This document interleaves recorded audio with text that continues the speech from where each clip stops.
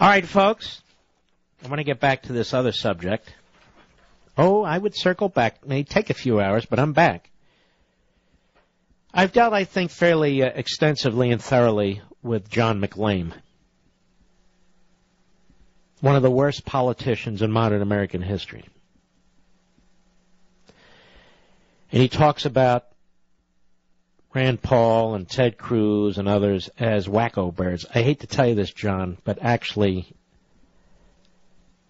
your reputation is the reputation of the wacko, with all due respect, since we're down at this level and some of the others of my colleagues in this profession don't have the courage to call you out. I will.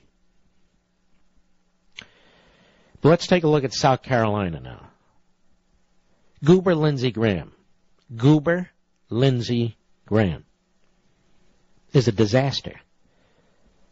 We're on many affiliates in South Carolina. South Carolina, you're a conservative state. You sent us Jim DeMint, one of the great senators in modern times. We now have Tim Scott, who will be a great senator, great congressman, Tea Party conservative. Lindsey Graham is the Arlen Specter of South Carolina. Let me repeat it. Lindsey Graham is the Arlen Specter of South Carolina. He has many, many eccentric views, and he's just not a standout statesman.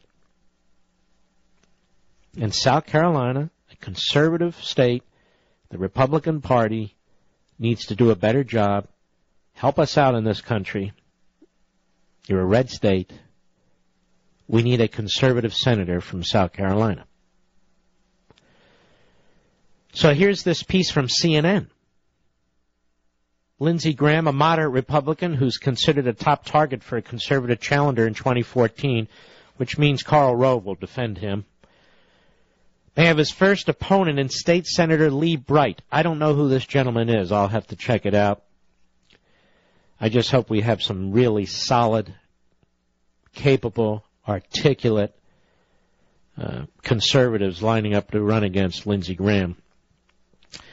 Speaking with CNN on Monday, Bright said his chances of running are definitely better than 50-50, and that he's been in conversations with donors and supporters about a potential campaign. He said right now it's a battle for the heart and soul of the Republican Party, and I think the lines are clearly drawn. You have people like Ted Cruz and Rand Paul on one side, people like Graham and McConnell on the other, several other top Republicans in the state, including Representative Joe Wilson, and Mick Mulvaney ruled out runs against Graham last year. So we have another one of these situations where we have a Republican who's probably very popular in the Republican Party, and if we can muscle our way through the primary system, we may actually have a conservative nominee running for the Senate as the Republican nominee in South Carolina. This is very, very important. I'm going to keep my eye on this. As I said, I don't know anything about Lee Bright or anybody else yet. It's still a little early. But I think Lindsey Graham has stepped over the line so many times. But this last week, this last few days, for me, is it. It's just it.